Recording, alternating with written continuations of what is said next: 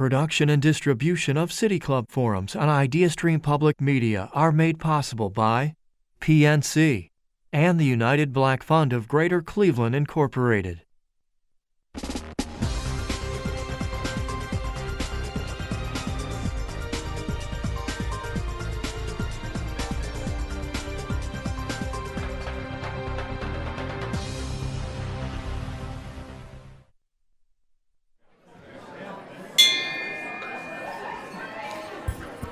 Hello, and welcome to the City Club of Cleveland, where we are devoted to conversations of consequence that help democracy thrive. It's Tuesday, October 25th, and I'm Cynthia Connolly, Director of Programming at the City Club. I am pleased to introduce today's forum, A Global City for All. Cleveland has always been a welcoming gateway city. Immigrants and refugees are playing an increasingly critical role in every facet of Greater Cleveland's economy.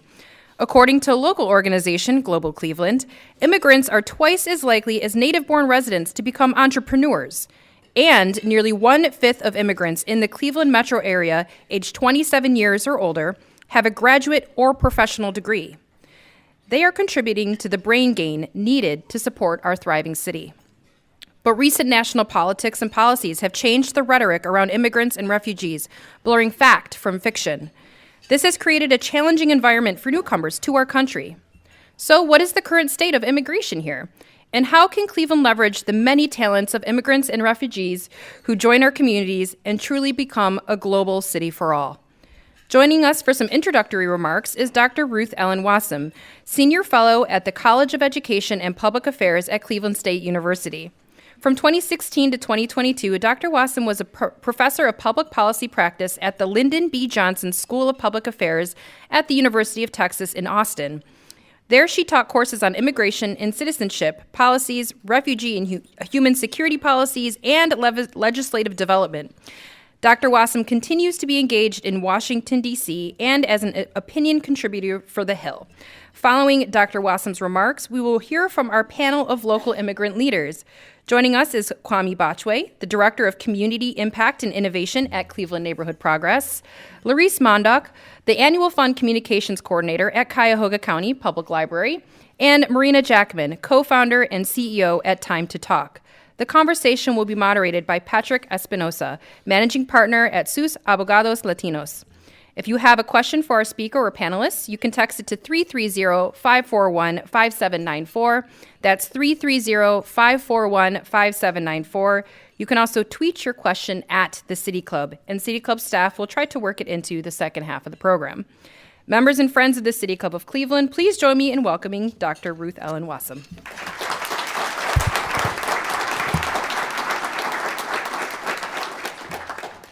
Thank you very much to the City Club. It's an honor, and I'm delighted to be here today. I also want to acknowledge the chairman of the board of Global Cleveland, David Fusilier, if I'm not saying it right.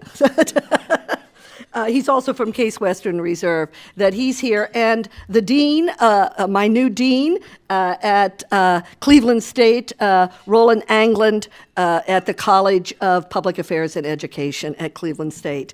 I am delighted, as I said, to be here, and I'm going to begin. We live in a world in motion. Tens of millions of people all over the globe are migrating. They migrate for a variety of reasons, some for improvements, some for very compelling humanitarian reasons, some to reunite with family. Immigration is not a problem to be solved. It's a phenomena to be managed. How good a job we do managing immigration is what makes the difference of whether we are truly a welcoming and global community for the 21st century. We know immigrants play key roles in fueling prosperity and enriching cultural life. Our nation is indeed more resilient and more vibrant because of the renewal that immigration brings. More than 1/2 of the worst workforce growth in the last 2 decades are the direct result of immigrants and their children. Foreign-born residents of the United States are at a record 44.8 million. That's about 14.5% of our population. According to the Bureau of Labor Statistics, there are about 28.4 million foreign-born workers in the United States, about 17.4% of our labor force. Here in Cleveland, immigrants make up 6.1% of the population, and they pay, according to the Center, the New American Economy, immigrants in Cleveland pay $1.3 billion in taxes. $1.3 billion in taxes in 2019. So let's get a big picture of what U.S. immigration policy, what those principles are. During the 20th century, the United States enacted a series of laws in the early part of the 20th century that limited numerically the number of immigrants that could arrive. And they prioritized the traits that foreign nationals would have in order to qualify for admission. The earliest of those traits were family ties. They also, in the 1920s, enacted race-based quotas on who could come in and with numerical limits. But in 1965, the United States ended race-based immigration and established per-country ceilings. It was also in the 60s that we came up with the principles of immigration that are still the guiding principles today. Again, family reunification is important, but we now value needed economic skills, and we added provisions for refugees. We had always done ad hoc refugee admissions in the past. It became a fundamental principle of U.S. immigration policy embedded in the 1980 Immigration Act. Today, we admit about 1 million people annually as lawful permanent residents each year. Some are adjusting status. They've already been living and working in the United States. Some are coming from abroad for the first time. In addition to the 1 million people we admit every year under these numerical limits, there are 4 million people who have approved pending petitions to immigrate to the United States through one of our numerically limited categories that are just waiting for a visa to become available. So these are people that already meet the qualifications to come into the country, either through family or an employer or other minor categories that we have. Now, family-based immigration dominates U.S. immigration policy. It's typically at least 2/3. 61% in the most recent data. Over half of the family-based immigrants who come to the, over half of all the immigrants that come to the United States are the immediate relatives of a U.S. citizen. That means they're a spouse or a minor child or a parent of a U.S. citizen over 21. So family-based immigration dominates the flow. Now, normally employment-based, which I know when you're talking about some of the things we're going to talk about today and in Global Cleveland's interest in the economic powerhouse, employment-based immigration is one of the areas we take a closer look at. It's typically about 15%, but in the most recent year, it's gone up to 25%, 26% of the flow coming in.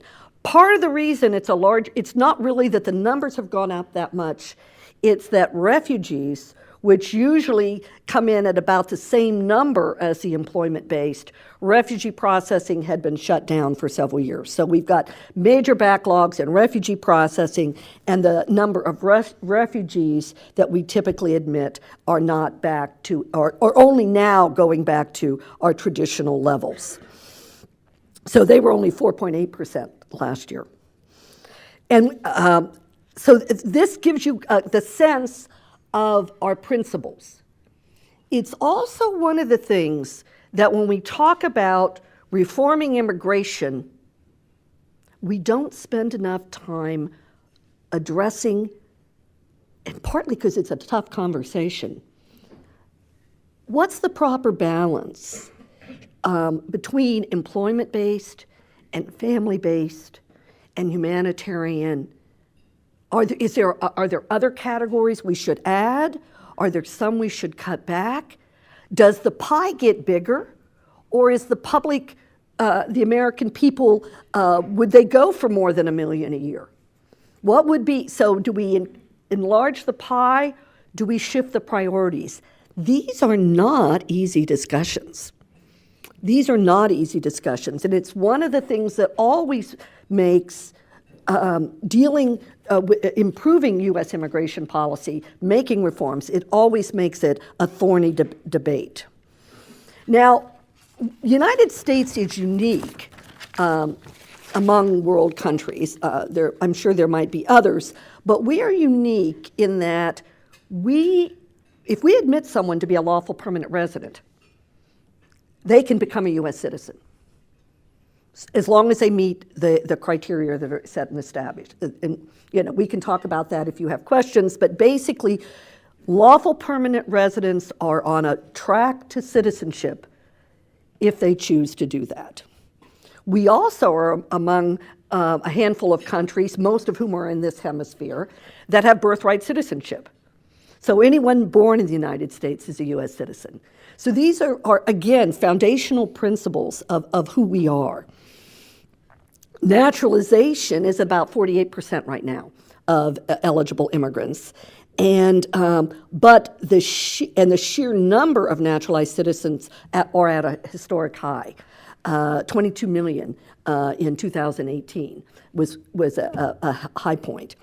However, the backlog of petitions to become a U.S. citizen is around 1 million. Around 1 million people eligible to become citizens, just trying to work through that. One other category I want to mention are non-immigrants. Now, non-immigrants, unlike the lawful permanent residents, non-immigrants are people that are admitted for a temporary period of time for an express purpose. These are tourists, students, temporary workers, things like that. We have over 70 different categories of non-immigrants. It's very esoteric. And typically the State Department, I did the average over the last 10 years, issues about 9 million new non-immigrant visas every year. And that allows for multiple entries, and your visas can be good for up to 10 years. About 1 million of those visas that are issued every year are for people that are eligible to work in the United States, again, on a temporary basis for a specific purpose. Whether foreign nationals coming in on a temporary visa are allowed to work in the United States is another one of those contentious issues. And whether or not they can adjust easily to becoming a lawful permanent resident is another contentious issue. Right now, most people on non-immigrant visas are barred from adjusting status, from provisions that have been in the law for over 100 years. These are things that are particularly important in a city like Cleveland, with our world-class universities and the biomedical research, all that goes on in Cleveland, where people are multinational companies that are bringing people in. Whether or not it's easy or there are barriers for people who are lawfully here on a non-immigrant visa to become a lawful permanent resident is another one of those barriers. So the federal government, I've just given you in a nutshell the federal role, but cities play an important role. And where the cities play the role is in immigrant incorporation. Federal government doesn't really get involved. There's some funding. And the research is showing, no surprise, immigrants have been revitalizing cities and towns, particularly since the 1965 Immigration Act, repopulating neighborhoods, going up and opening up boarded storefronts in dormant commercial areas. You see this in Cleveland, you see it in cities across the country. Now, immigrant incorporation, when I use that word, it's predicated on social cohesion among the residents.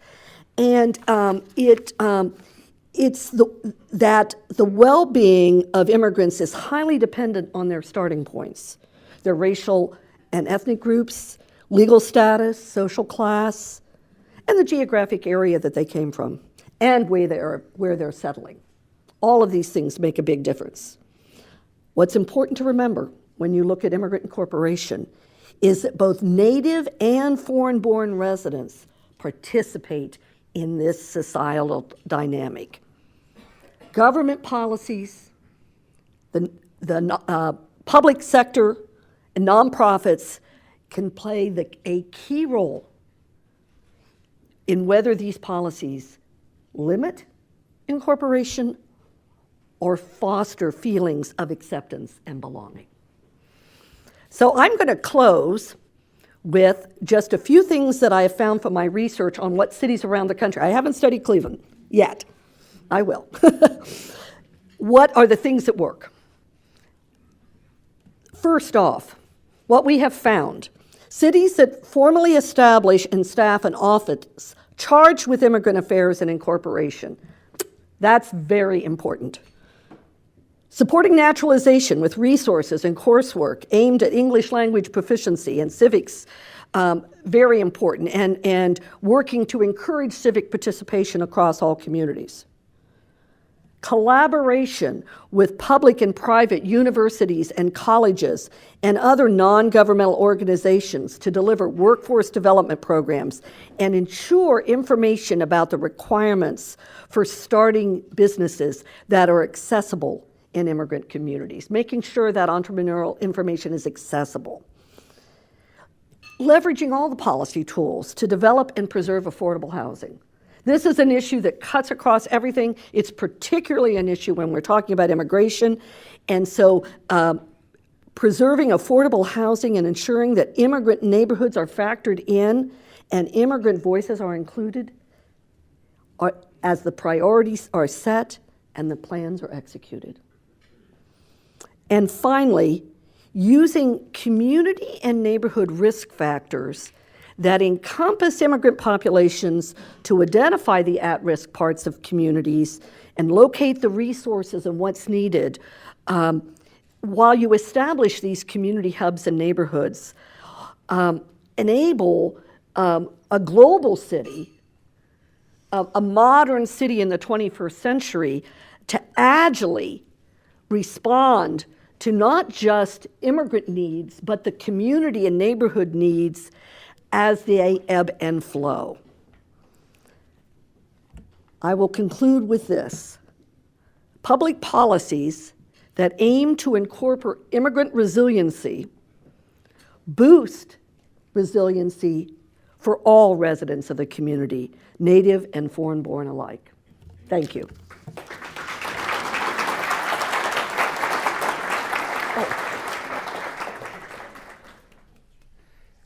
Thank you, Dr. Wasem. That was incredible. Thank you, Kwame, Larisse, Marina. This first question, I want you to tell everybody where you're from and how long you've been to Cleveland, and why it's important for Cleveland to pay attention to international trends. So yeah, starting with me because you're looking at me. Okay. Hi everyone. Good afternoon. I am Kwame Bachwe. I am originally from Ghana. So I'm a black star, as we would call ourselves. I've been in Cleveland now for 5 years. I came here first as a student at Case Western, graduated and made Cleveland home. So I feel now like I'm more of a Clevelander than a lot of people who call themselves Clevelanders. So thank you all for making a home for me here. I think just from the work that I do, so I work at Cleveland Neighborhood Progress, Village Capital Corporation. I see all my people in the back. Shout outs to all of them. The work that I do, we are very much in the community. And if you look at the city of Cleveland today, I feel like the city itself is in transition. We are moving from one point to the other. There's incredible energy. There's important conversations that are happening around the revitalization of the city. And if you just look at the national trend and you look at other communities that are doing it right, immigration and the integration, the assimilation of immigrants in that conversation and in that process is extremely important. You look at some of the cities that have been struggling, and we all know that Cleveland has a population issue. And so sometimes you'd wonder why Cleveland does not all the way prioritize attracting and retaining more immigrants in this community to, sort of plug some of that gap for us. Indeed, you look at cities like Cincinnati, for instance, you realize that in the past decade or so, almost 87% of the population growth that they've seen came from immigrants. You look at other communities, immigrants have been the people that have stopped the population from declining. You look at the city of Cleveland, you'd observe that a lot of the new immigrants that are coming into the city, most of them are moving to the suburbs, and not necessarily the city itself, because they are finding home there. It's not a trend that is limited to just Cleveland. It's a trend that's happening in other places.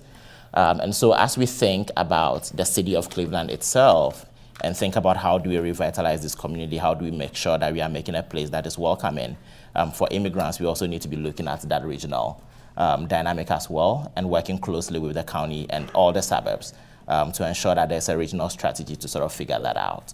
Thank you, Kwame. Larice? Hi, I'm Larice. I moved to Cleveland in 2014, so it's 8 years now. I work for Cuyahoga County Public Library. For me, it's my pragmatic answer is that immigration will be here whether or not, you like it or not. I ended up here because my sister was a doctor at the Cleveland Clinic, and the clinic needs very skilled workers.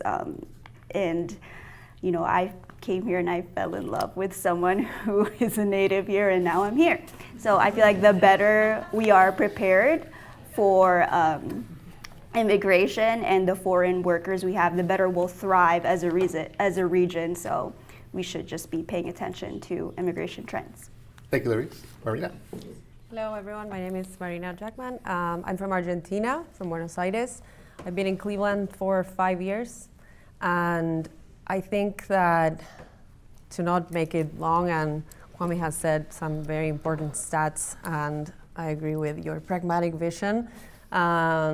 If you look at the most famous and successful cities in the world, and you look at who lives there and how people treat each other and the policies that are in place for them to succeed, from an employment standpoint and from a social and cultural standpoint, that tells you that they care about immigrants, and that makes them leaders in the world. So we have to learn from those cities and to make this a world-class city. And there are so many people that have that mindset here. I've learned with time, but those people need to speak a little louder. Thank you, Marina. Kwame, you were speaking about integration. It's something that we need to support as a community. Now, what are some cultural differences that we should be aware of or that should be considered when supporting recent immigrants? I think the important thing is understanding that the integration itself happens in two ways. You have the spatial integration, so where the immigrant comes, which community or neighborhood are they entering into first. That is one aspect of it. And then there's the social integration. What social networks are they building? If you look at it historically, when immigrants move to new places, they usually move to their traditional communities where they know people, where they feel like they have the same similarities and characteristics with the community that they have. And then as they begin to settle and get more assimilated, they branch out of those communities, right?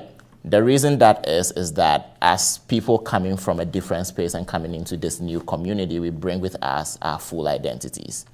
And often you'd feel that the expectation of the community is that as a process of assimilation itself is happening, immigrants need to let go of that identity in order to become what the community wants them to be. And that's not how it's supposed to be. I think we should be creating spaces where we are celebrating the cultural identity and the diversity that people bring into the community. And that is what makes immigrants feel at home.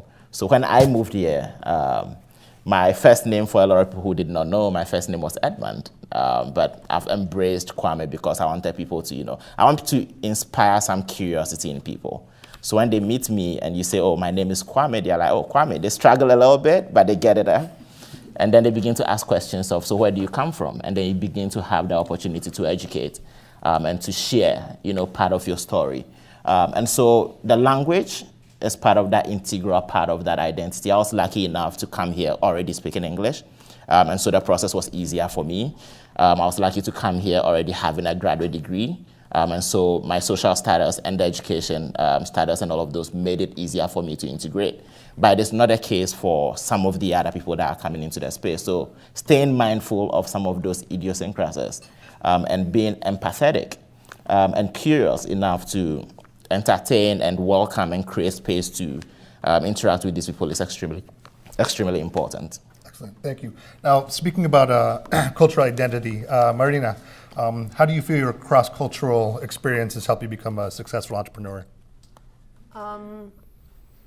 The word that comes to mind is always perspective, because I come from a country where there's 90% annual inflation, that there are not many opportunities for entrepreneurship. There are a lot of courses and networking events, but when it comes to the real thing, funding and networking with people that can truly help you move a business or an idea even to the next level, it's impossible. So for me, that has given me so much strength to look for all the available options and do anything to make it happen.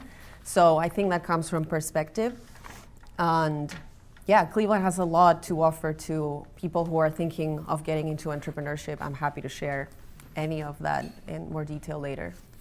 Thank you. My next question, I want to try to keep it short, maybe a minute or two. I know there's a lot of immigrants in this room, but there's a lot of native-born people here.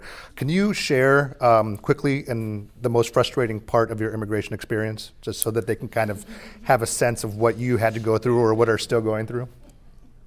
I feel like that deserves a full day conversation. The entire experience is frustrating. I think being an immigrant is, you are plagued with extreme uncertainty because you never know when policy is going to change.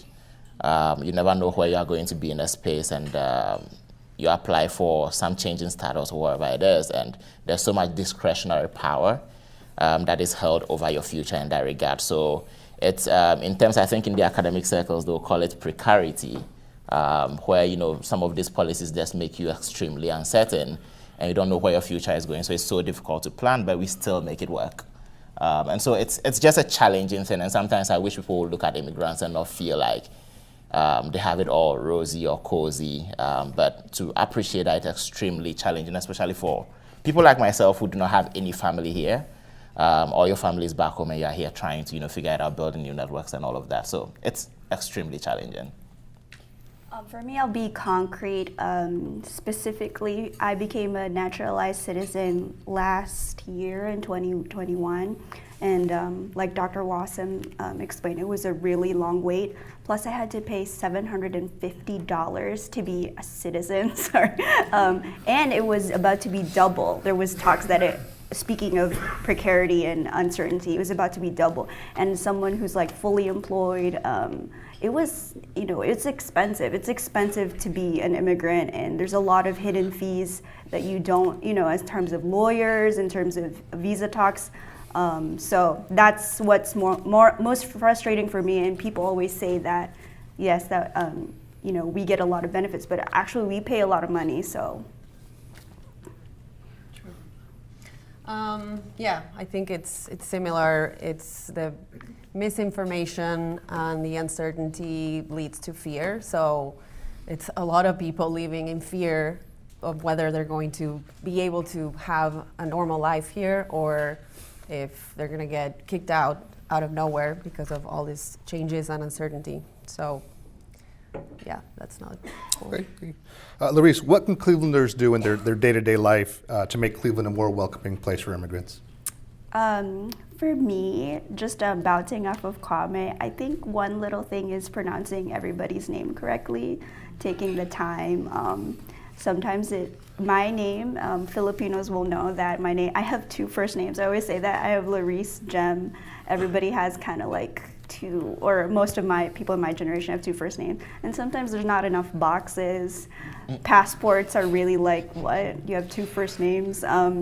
Even, you know, just like that narrative that you have to constrict yourself constantly and, you know, lose a part of you when you already lose so much of yourself.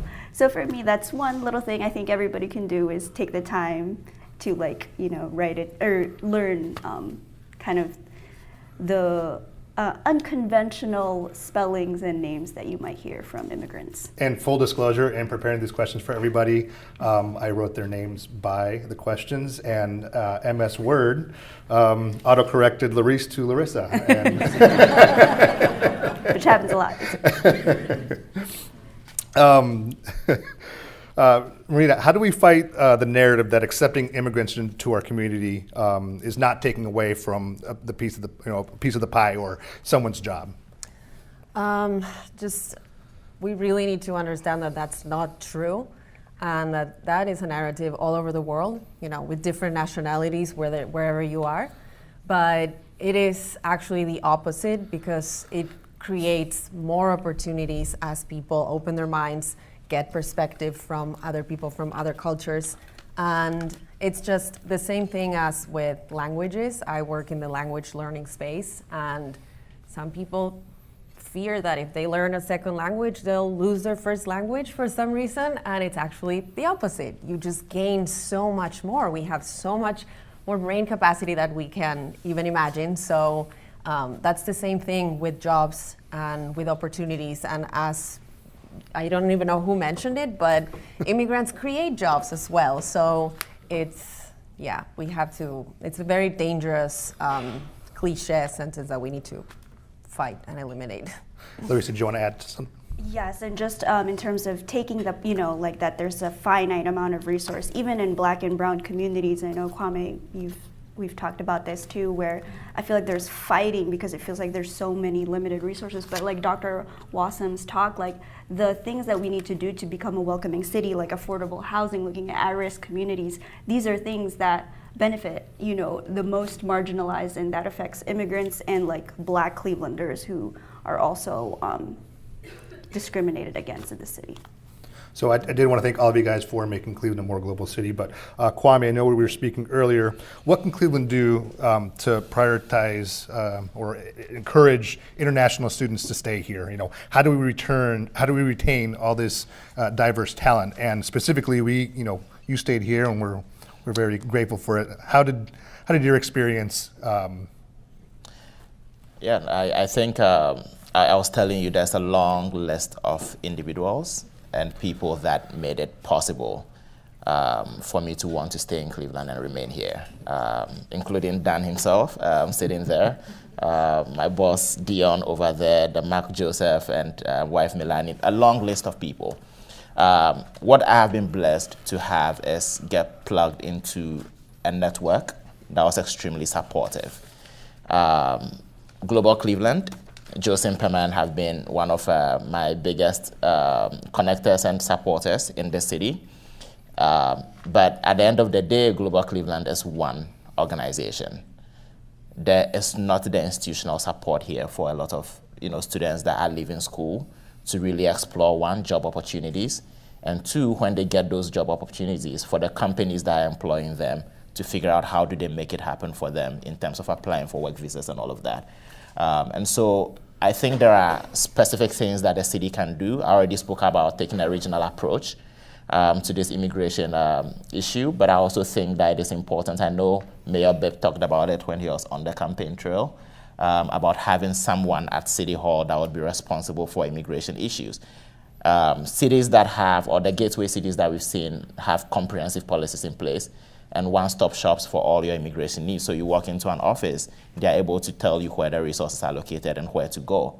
Having something like that would be incredibly helpful for international students who are looking to stay here, because Cleveland has a lot going for it.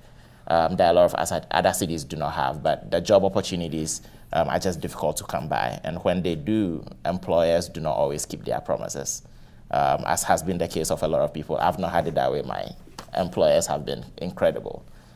So I've stayed with them since I've been here. Excellent, thank you.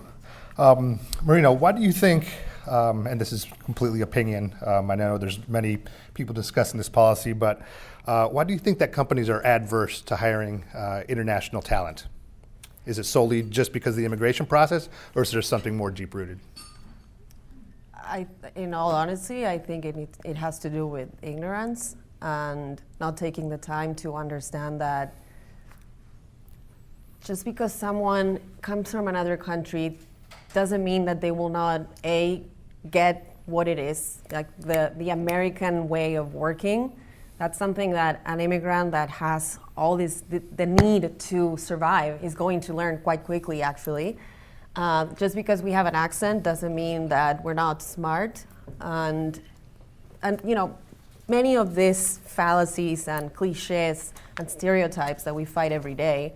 So I think that there's a lot of willingness, but there's still the need to educate the leadership in companies and to really, you know, we were talking about DEI policies that are in a lot of organizations, but they're just words, unfortunately. And yeah, we need to support the people who are trying to make that, to do that educative work. Educative? You get it.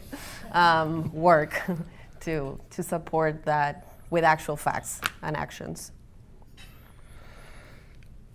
Larisse, what are some common mistakes that we should avoid as a city, as an industry, when it comes to immigrants and lessons from the past? Well, so Kwame came here as an international student. I think Marina came here through spousal. Is that right? I came here through family ties, like my aunt petitioned me. So I already had a green card when I got here, and even then it was, so I was authorized to work in the United States.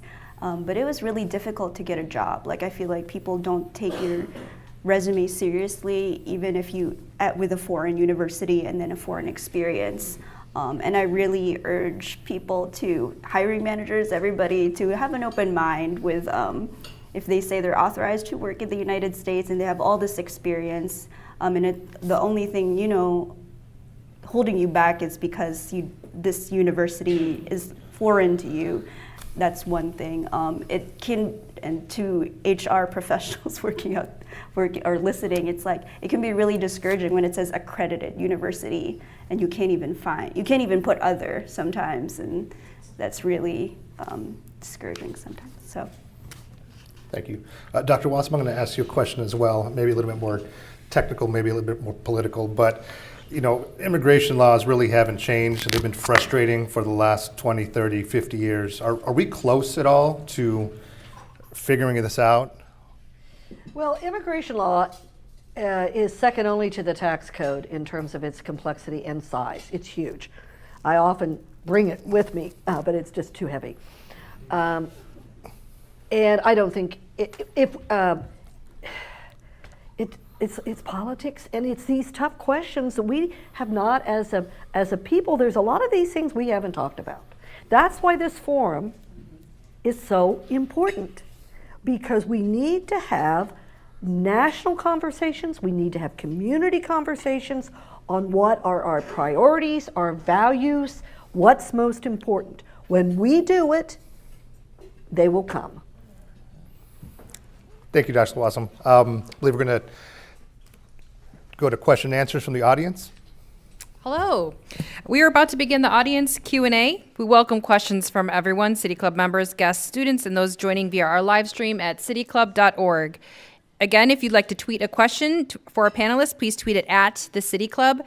And you can also text it to 330-541-5794, and City Club staff will try to work that question into the program. I know we have a lot of amazing folks here ready to ask a question, so we have our first question, please. We'll start with a question from our virtual audience. First question is, as our generation grows up and grows our family, what concerns and or excites you about raising children as they grow up as second-generation immigrants? I can. Okay. No, why don't you go for it? Okay. Well, I have no children yet, but I'm looking forward to it. I think the exciting thing is that the world is definitely getting more global. There's more interconnectivity. Children are exposed to a lot more culturally than generations before them. And so you'd realize that generations, you look at Gen Zs, for instance, and you see they are a lot more culturally competent than a lot of us millennials and those before us. And so I feel like the future is, there are incredible opportunities there for children to grow up to be really empathetic and really global-minded citizens of the world. But also there are incredible challenges because just as there's this interconnectivity and there's a lot of information out there, a lot of that information is also toxic. And so the challenge or the opportunity and the peril here is that as a young man who is looking forward to having a few children in the future, it's also about learning to sort of manage and be able to raise children in a way that they grow up to be the kind of citizens that you want to see and people that you would be happy interacting with coming into new spaces. So I can chime in on this a little bit. I have a 1.5-year-old and a 4.5-year-old. We start early, little things like flashcards in Spanish. I lock the tablet into Spanish language. I take them to the Asian supermarket. I take them to the Mexican supermarket. There's a lot of cultural festivals at Cleveland. The people here are very proud of the culture. We try to go to all these festivals so that our children can see everything and they'll do their part. If I ever have children, I think what excites me is we have in this region the best libraries. That's true. I had to place that in there. The best libraries, in the country, really. We have excellent story times, excellent books. There's a wide array of books that you can borrow books from anywhere in Ohio. So that's really encouraging to me, especially, Marina, it's also important to me that my kids would grow up bilingual. So excellent resources all around. Awesome. And tied to that last comment, I think that I talked to a lot of people that came in the 80s and had children in the 90s, and they didn't, and before as well, they didn't pass on the biculturalism or multiculturalism to their kids because they were trying to blend in. And now this is reverting, and it's amazing to see that because multiculturalism is now being celebrated and promoted. So that excites me about if I ever have kids, but I'm excited for all the other kids. Yeah. Good afternoon. Good afternoon. Thank you all so much for spending your afternoon sharing your experiences with us. My question is about Cleveland as a climate refuge. Many cities across the Great Lakes region have gone so far as to market themselves as a destination for refugees escaping the pressures and perils of global climate change. I'd like your evaluation of us where we stand today as a city of Cleveland in being prepared for future waves of immigrants who are coming, who are facing war or pressures created by climate change in their homes.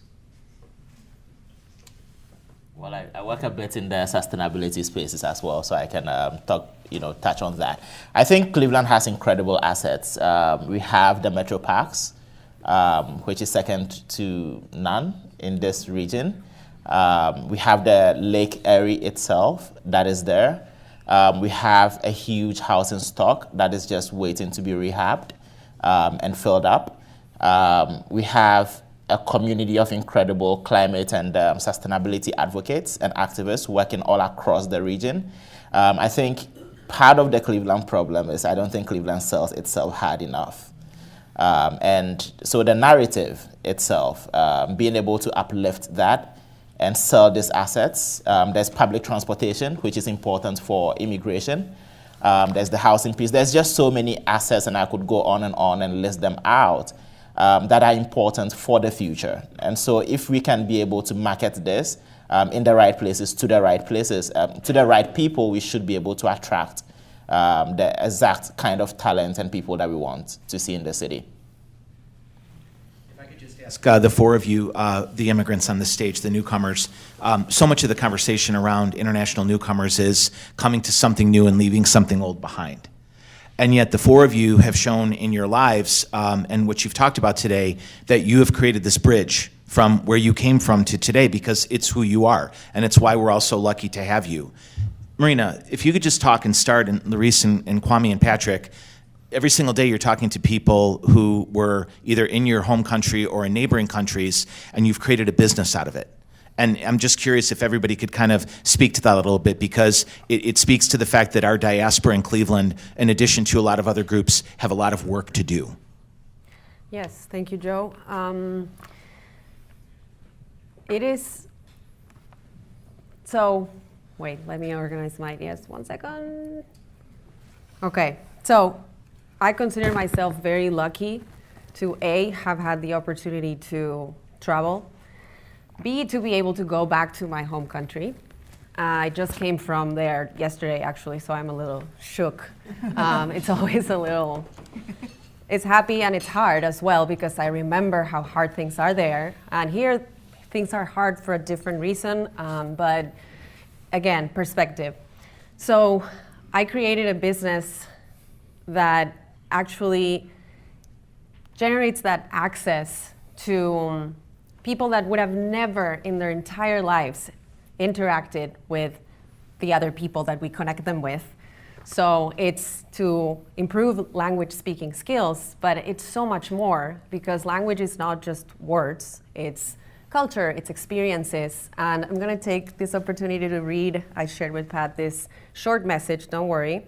Very short message from, so we work with schools in 12 states actually now. We started in Cleveland, we started with local high schools and universities, and it's fascinating to see how students that would have never talked to someone in Peru, Ecuador, Colombia, Uruguay, I could keep going, suddenly have this new knowledge, and all of these preconceptions just suddenly disappear, because they had only seen Latin America as this one country or this movie about narcos, you know. I mean, it's real, that's true. Or they only, you know, make jokes about, I know how to say, por favor, that's it. But there's so much more. And so this, I got this message from a teacher at a school in San Francisco from one of his students.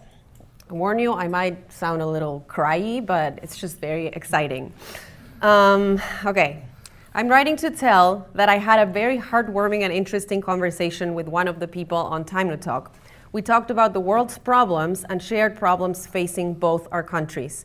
Anyway, I just wanted to give you thanks to you and the school for giving us this opportunity. This is a class of 2024 student who talked about the world problems and his country, and the coach is in Colombia. So I think that, you know, for me, that's the most powerful thing that we can do, and give access to people that it doesn't necessarily mean that you have to travel. We have to leverage technology to create these bridges and create these connections and this awareness, because you don't even need to talk to someone from Colombia. I mean, I just talked to someone from Colombia who's right here. So we are all here as well, and it's important to. Yeah, right here too. Yeah. I think it's about opportunity and inclusivity. And I know, Kwame, I'm going to borrow his quote, Cleveland doesn't sell itself good enough to show the opportunity. So I moved here 8 years ago and quickly saw that there were no Spanish-speaking attorneys. This year I launched Ohio's first and only Hispanic law firm. We're 100% Hispanic, 100% bilingual. Based on the recent census data, there's 150,000 Hispanics in Northern Ohio and somewhere between 20 and 30 attorneys that speak Spanish. So the opportunity's there. You know, the ones that do speak Spanish have an almost monopoly.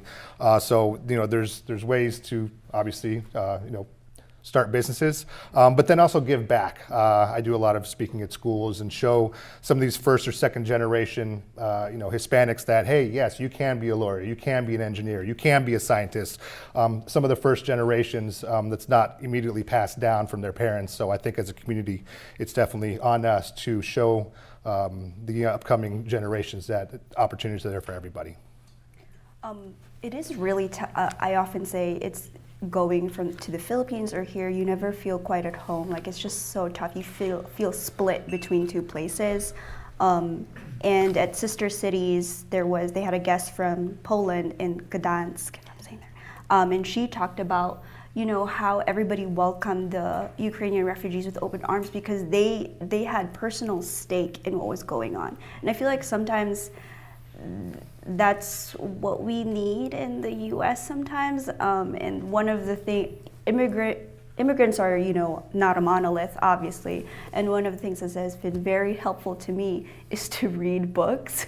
It's just amazing what you can glean from experiences and, the narratives and the empathy that you can form with learning about the many different experiences people have coming to the United States. And for me, it's hard to explain in words, but books kind of explain it pretty well. Thanks, man. Good afternoon. Mark Owens with Team NEO. My question is for Dr. Ruth. Our region is in the top 4, I believe, for attracting international talent to higher education, but we're in the bottom 5 for retaining it. You mentioned earlier some of the studies you've done in other cities and what they're doing to make their cities more global. What have you seen in those other cities that we can learn from how we connect higher education to employers, to economic development agencies? What are other cities doing that is helping retain that talent in those cities so we can do the same here in Cleveland and the Northeast Ohio region? Well, that's an excellent question, and thank you for asking it, because I don't know as much about what Cleveland is doing, but I do know in those successful cities that are hubs, there's more of a direct pipeline for all of the graduate students and students that are studying in the fields that feed into that, the economy, the local economy. So the kinds of things that help with the international students are also the same things. Any student at that school, will they have a job in that community? If you're in a community that there's a mindset that people can't wait to go somewhere else, that plays on the newcomer too, because that's what they hear. And so having a sense of they're not getting the jobs that someone at home that grew up there doesn't want because they're going somewhere flashier or nicer or with a company that's part of it. But the other thing that is critical is how sophisticated are the immigration lawyers and the businesses in cultivating those pathways, in figuring out what are the ways that we can be ahead of the curve on immigrant visas, on the complex connections between someone who's on a foreign student visa, and then they can do something called OPT, optional practical training, to H-1B. A lot of this, the average businessman doesn't know this and doesn't necessarily have lawyers on staff that know this. It's like tax law. You have to have someone who knows that provision. So there's having a community that understands the legal issues and is ahead of it. Be ahead of it, so that you are able to maneuver that world, because these things are numerically limited. So you're competing. It's about competition, competing with other companies, other communities. It would be interesting to know, and I don't know the answer to this, is if your company has locations in other cities, are the graduates here in Cleveland interested in going there more than they are in staying? And I don't know the answer to that. But so it's a combination of things. It's sophistication of the legal knowledge, and that's why I recommend that Office of Immigrant Affairs. It's something that isn't just there to help immigrants, which it would do and be incredibly important for them, but also others in the community that have a stake in facilitating this immigrant inclusion. Thank you, Dr. Wasem. All right, thank you.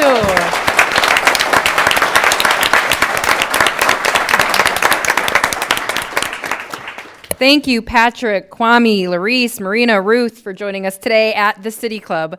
And thank you also to Joe Simperman at Global Cleveland for his partnership on today's forum. We would also like to welcome guests at tables hosted by Breakwall Analytics, Case Western Reserve University, Cleveland Neighborhood Progress, Cleveland State University's College of Education and Public Affairs, Cuyahoga County Public Library, Global Cleveland, and Team NEO. Thank you all for being here today.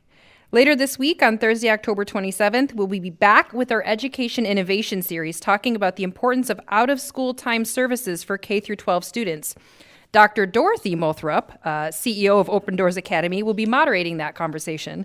And on Friday, October 28th, Dave Isay, founder of StoryCorps, will be here for the City Club annual meeting to talk about his new project, One Small Step. You can find more about these forums and your tickets online at cityclub.org. And that brings us to the end of today's forum. Thank you once again to our panelists, and thank you, members and friends of the City Club. I'm Cynthia Connolly, and this forum is now adjourned.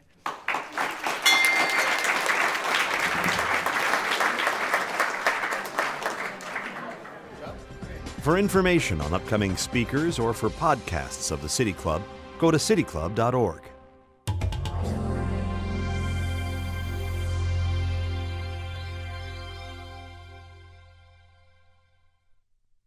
Production and distribution of City Club forums on IdeaStream Public Media are made possible by PNC and the United Black Fund of Greater Cleveland, Incorporated.